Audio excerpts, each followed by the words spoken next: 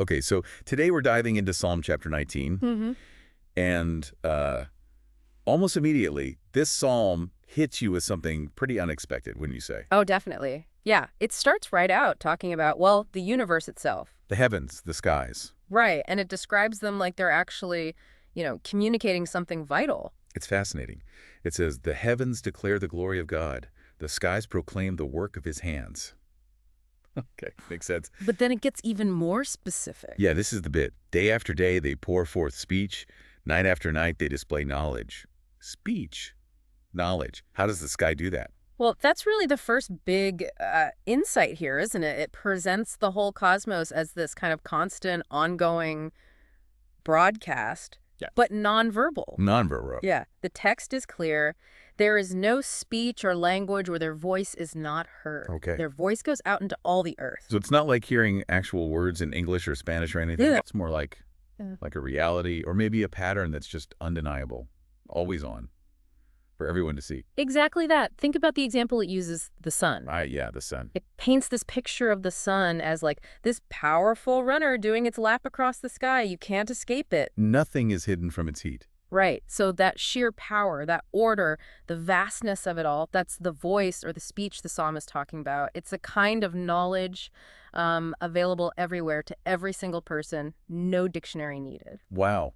Okay, so that's one source of understanding, this huge, universal, silent declaration from creation itself. Yep.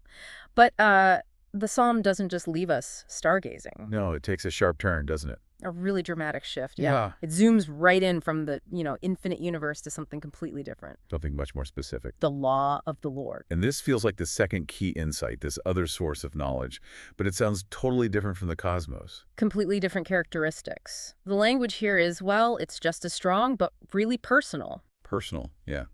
It calls the law perfect and says it actually revives the soul. It keeps going like that too. Trustworthy, making wise the simple, right? Giving joy to the heart, radiant, giving light to the eyes. It sounds active, like it does something to you. Exactly. It's described as pure, enduring forever, sure, altogether righteous. It's not just information out there like the stars. So while the heavens are declaring this universal truth silently, this law gives like specific instructions, guidance, and it actually changes you. Yeah, it revives you, gives wisdom, joy, light. It's presented as incredibly valuable, worth more than gold, sweeter than honey, More precious than gold, Yeah. sweeter than honey. That's strong. And it's practical, too. It warns, it guides the servant, and there's great reward in following it. This is knowledge you live by, internalize, not just observe. Okay, so we've got these two like distinct voices, or maybe sources of knowledge, side by side in one psalm. There's the huge, silent, universal voice of creation. And then the specific, perfect, transforming voice of the law. It's quite a contrast. It is a contrast, but maybe also a connection. How so? Well, think about where the psalm ends up. After all that, the cosmic scale and the perfect law, it finishes with this really personal prayer. Right, about hidden faults and willful sins. And wanting your own words, your own thoughts to be acceptable to God. So let's just pause on that connection for our listeners.